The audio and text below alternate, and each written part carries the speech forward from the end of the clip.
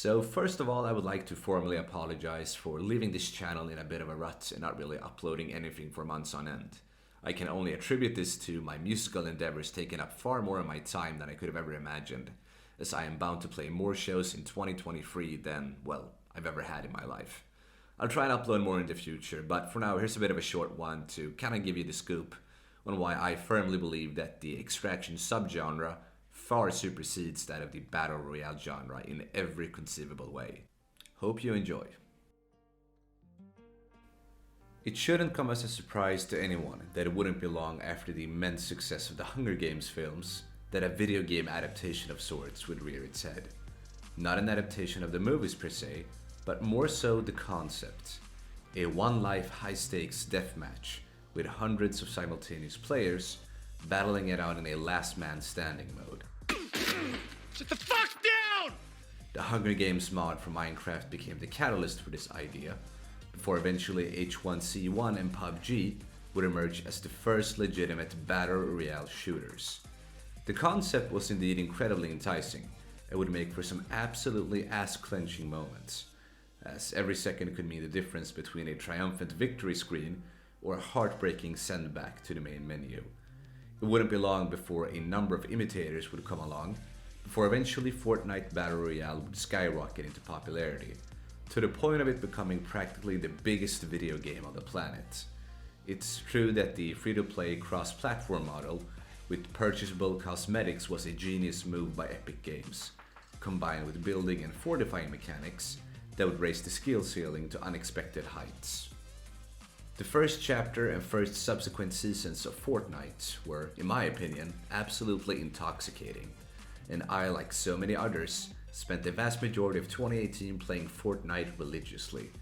The live service approach that included numerous updates as the months went by incentivized players to keep coming back time and time again, until the updates eventually started veering off into the wrong direction. And while Fortnite and the Battle Royale genre as a whole remains incredibly popular even to this day, I have to say that the novelty has worn thin for me since long. Going through the motions of sitting through a Warzone lobby, waiting for the map to load, the match to start, the opening cutscene to finish playing, to deploying, to finally hitting the ground praying you don't have to do it all over again within a matter of minutes, it starts to test your patience in frustrating ways. Not to mention, once you attain your first victory royale, it begs the question as to why keep playing at all. The rewards amount to little more than bragging rights and experience, and shy of updates and potential map changes, there really isn't a whole lot to draw you back in. All of these issues I've laid out have persisted all throughout the genre's history, and as you get acquainted with the high-stakes moment-to-moment gameplay, the adrenaline factor that the genre's built its entire existence on starts to fizzle out rather quickly. This is why the now relatively new extraction subgenre completely mops the floor with that of Battle Royale. As of this video, I've sunk close to 100 hours in Crytek's underrated gem of a PvE meets PvP shooter, Hunt Showdown. To say that this game has me stressed out and anxious on a regular basis, even after so many hours, would be an understatement. See, Hunt is on a surface level very similar to the aforementioned BR genre, but there's a catch. You don't have to kill players and you don't have to be the last man or last team standing, but you need to get the fuck out, killing scores of roaming monsters and tough as nails bosses, before perching said boss, acquiring a bounty, and hightailing it out of there. But it gets bigger than that.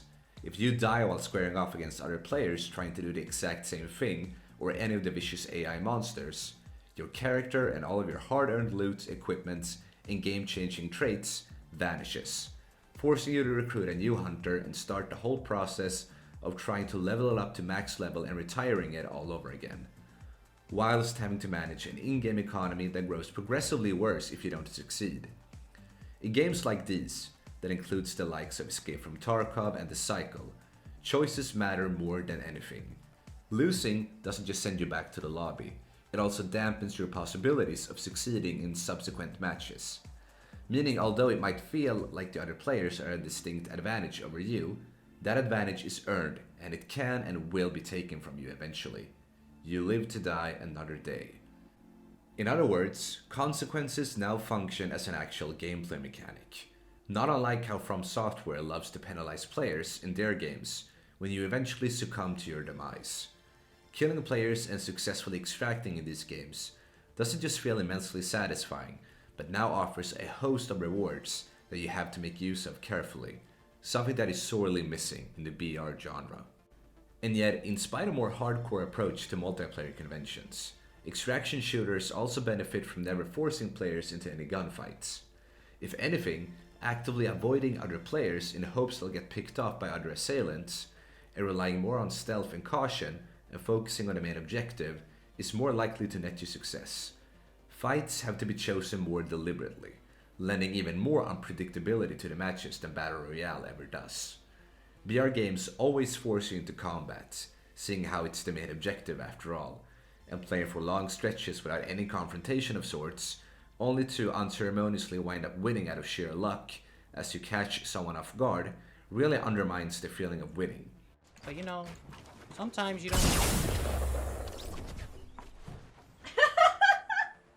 But in a game like Hunt Showdown, you'll gasp a sigh of relief at not being chased down by other players as you race to an extraction point, and holding off attacking players as the timer whittles down is more intimidating than any gunfight that happens in a BR. You're not trying to win the fight, you're simply trying to survive and abscond with your hard-earned profits. The trade-off is that extraction shooters are infinitely more stressful and can make for even more memorable moments than your typical BR, with far more variables and choices to consider. And I swear the amount of player-driven jump scares in these games are far more ubiquitous and terrifying than in any other shooter genre. Lastly, how cool wouldn't it be to play an extraction shooter that didn't involve guns, but rather pitted players against one another in a medieval setting, with swords, magic, undead skeletons, and oh, and hot diggity damn, I can't wait for this game to come out.